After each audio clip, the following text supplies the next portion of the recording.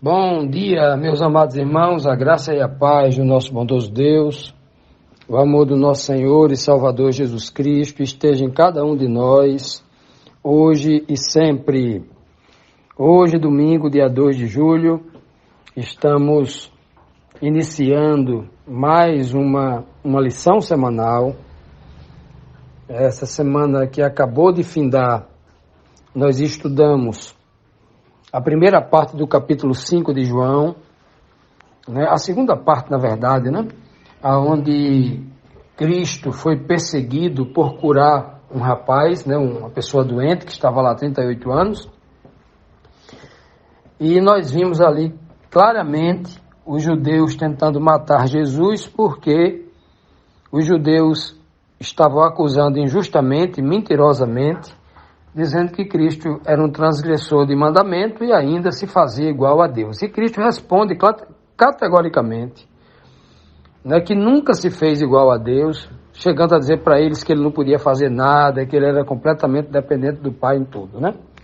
Pois bem, Cristo responde, e eles de forma muito clara, dizendo qual era a missão dele, os poderes, as autoridades, todo o poder e autoridade que ele havia recebido do Pai, porque ele era o enviado do Pai, ele era o Filho de Deus e não o próprio Deus, Foi tudo isso que ele falou, nós aprendemos na lição. E nessa semana a gente vai estudar sobre a dependência do Filho e o cuidado do Pai por esse Filho maravilhoso a quem ele ama demais, Deus ama todos nós, Mas a Jesus Cristo ele disse assim: este é o meu Filho amado em quem me comprazo. É um amor especial porque ninguém ama o Pai como Jesus Cristo, não. Se nós amássemos o Pai como Jesus Cristo, nós éramos perfeitos como Cristo é. Mas amar ao Pai como Jesus Cristo ama é diferente.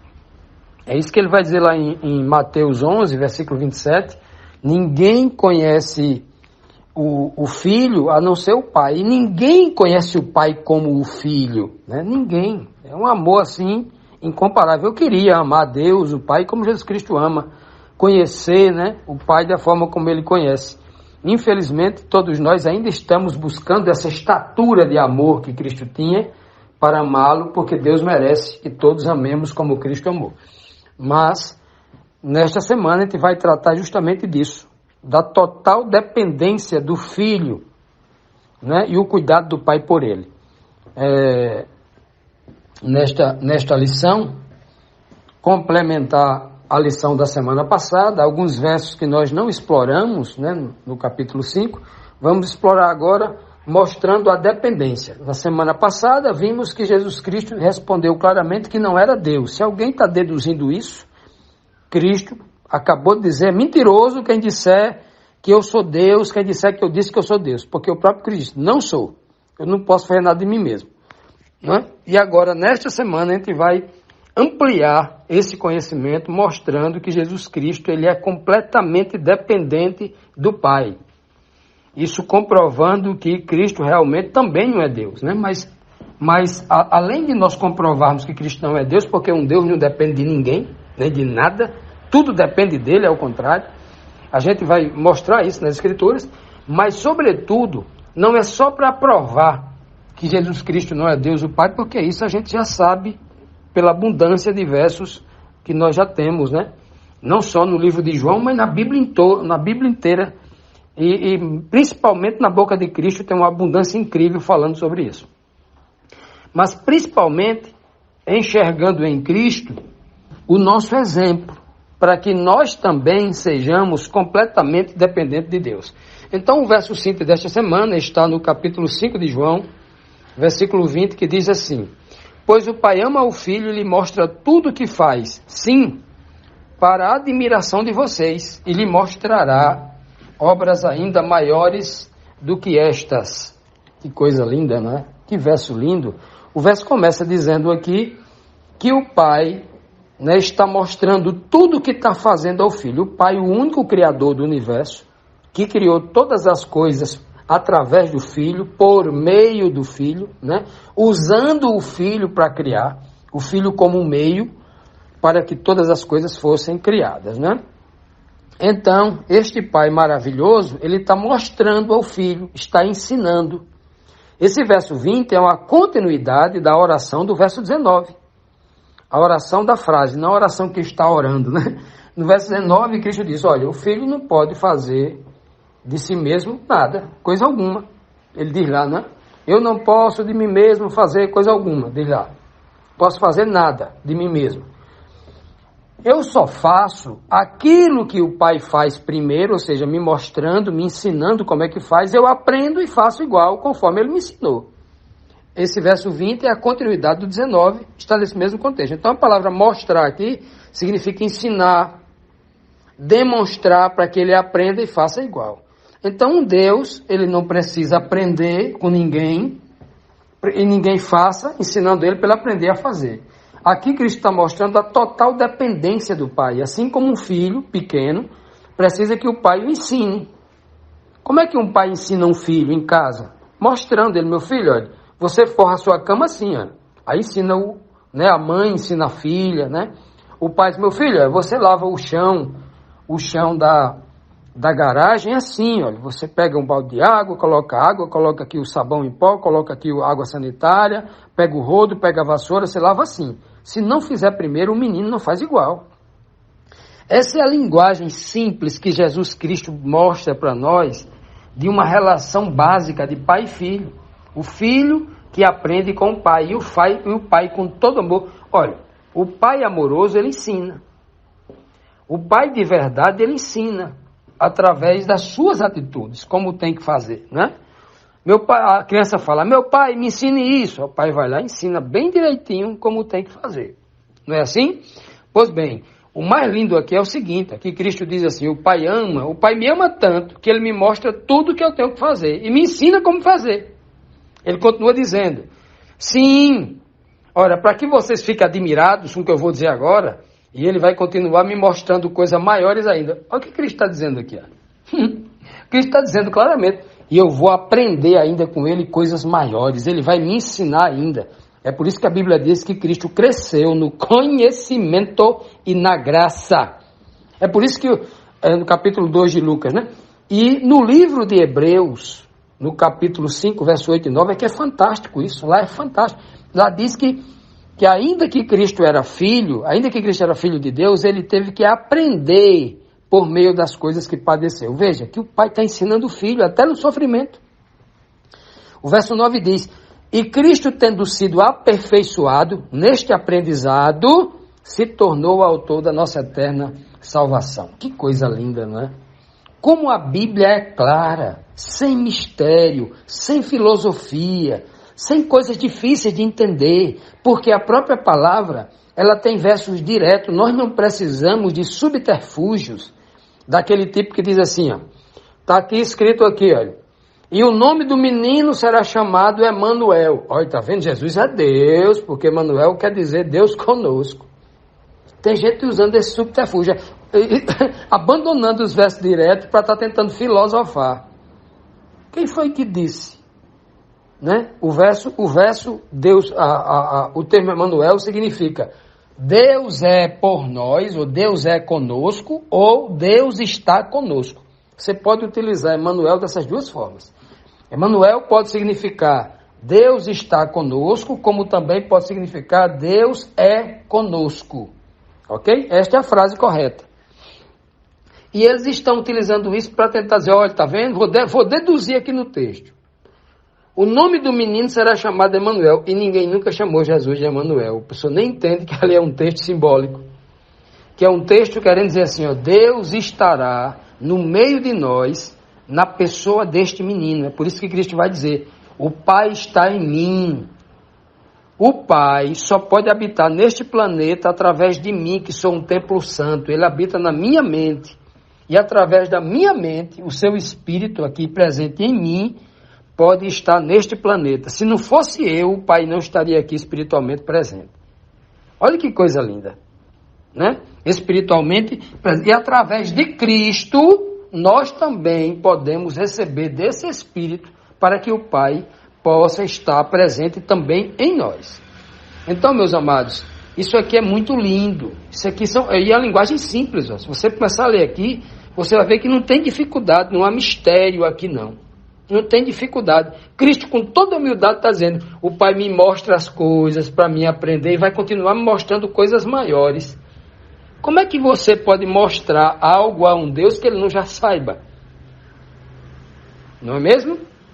Olha que coisa linda, o Pai cuidando do Filho. E é assim que Deus faz conosco também, porque Paulo diz que nós precisamos crescer no conhecimento e nessa graça. Todos nós precisamos crescer como Cristo cresceu. Continuando, meus amados, vamos aqui para a primeira pergunta desta lição. A primeira pergunta nos traz aqui o seguinte questionamento: para que o Filho ressuscite os mortos, o que o Pai faz antes? Investindo, ou revestindo, ou concedendo-lhe poder. O que é que o Pai faz antes? A Bíblia não diz que o próprio Cristo não disse que o Pai tem que fazer primeiro, para depois ele fazer, para aprender? Vamos ver aqui então se é assim mesmo. João 5,21 diz assim: pois assim como o Pai levanta os mortos e lhe dá vida, assim também o Filho dá vida a quem ele quer. Peraí. Quem é que levantou aqueles mortos todos até aquele momento ali? Foi Jesus ou foi o Pai? Olha o que ele está dizendo. Pois, assim como o Pai levanta os mortos e lhe dá vida, assim como o Filho, naquele dia do seu retorno, ele vai levantar todo... o Filho aqui vai entrar em ação para dar vida naquele dia. No dia do seu retorno. Ali o Filho vai abrir a boca, perguntar: morto, cadê teu arguilhão, tal, e vai mandar todos saírem para a vida eterna. E ele está dizendo assim como o Pai... Olha só, me mostre algum verso na Bíblia, mostrando que a pessoa do Pai esteve aqui na terra ressuscitando gente. Quem ressuscitava era Jesus Cristo. Agora, Cristo está dizendo assim que era o Pai quem ressuscitava. Em João 14,10 ele vai dizer que o Pai é quem faz essas obras através de mim. Todas as obras que Cristo fez, tanto pregando a verdade, de forma que impressionava até os líderes do Sinédrio, né? O Sinédrio mandou um grupo de soldados prender Jesus. Aí quando chegou lá, Jesus estava cheio do Espírito Santo, pregando o Evangelho com tanto poder, que os soldados voltaram de mão vazia e perguntaram: cadê o homem que foram prender? Aí eles disseram: ninguém prega como aquele homem prega. Olha só, ficaram irados os líderes do Sinédrio, porque os soldados ficaram encantados com a forma como Cristo pregava, cheio do Espírito, né? Pois bem, olha que coisa linda.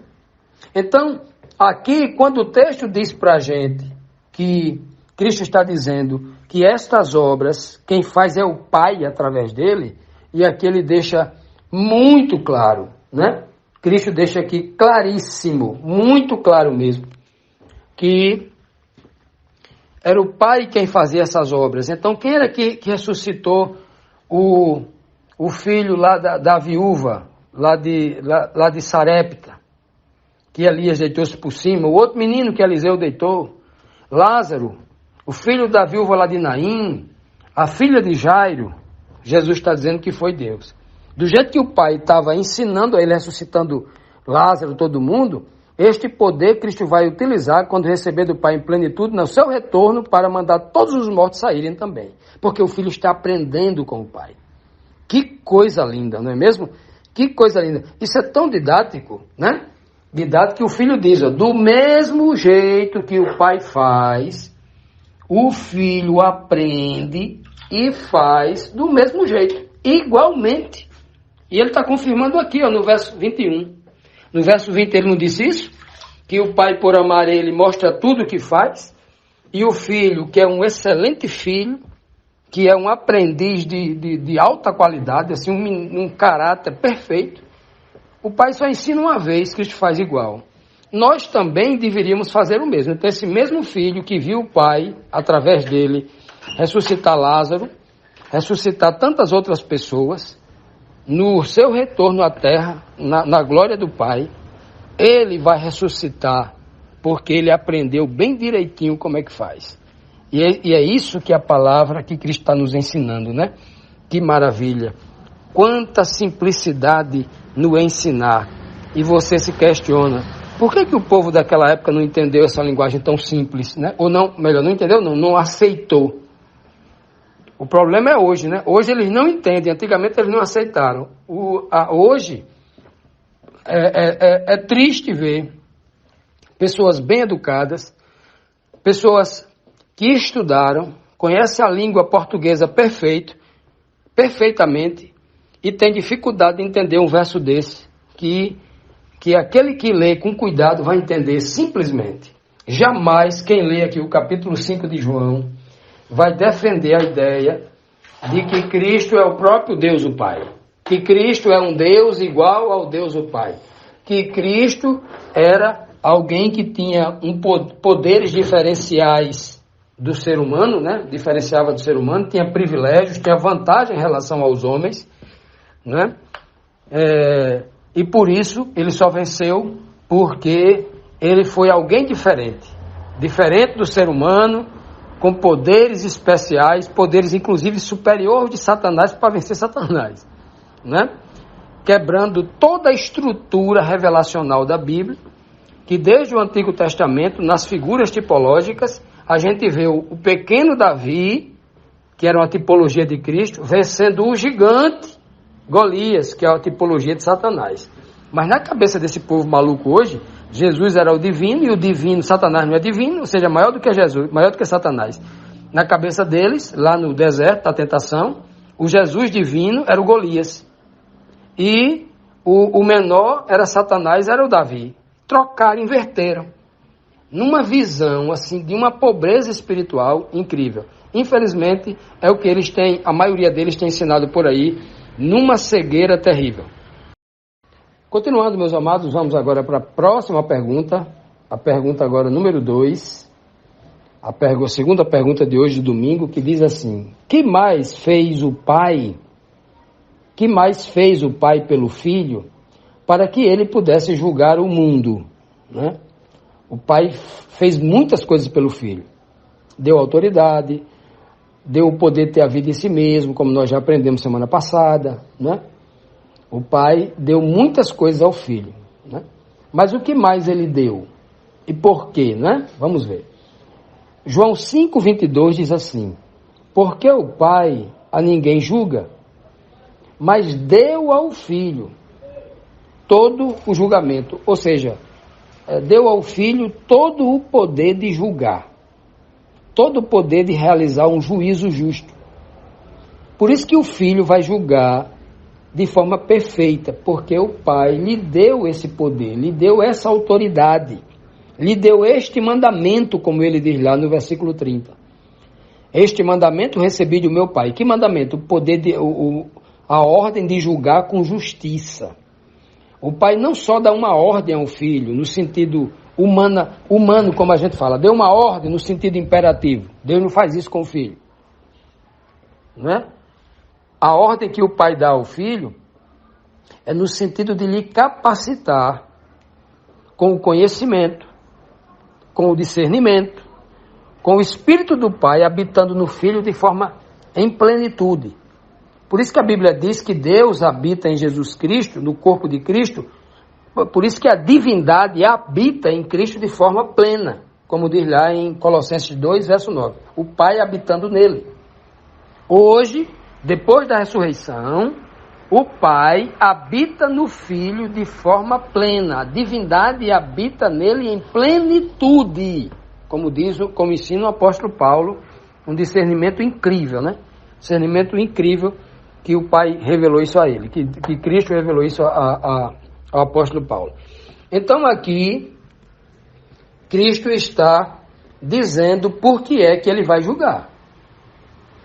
Olha, Cristo está dizendo ali aos fariseus: eu não posso fazer de mim mesmo nada. Se ele não pode fazer de mim mesmo, ele está dizendo que ele vai julgar por quem? No verso 27 e no 30, ele diz como é isso.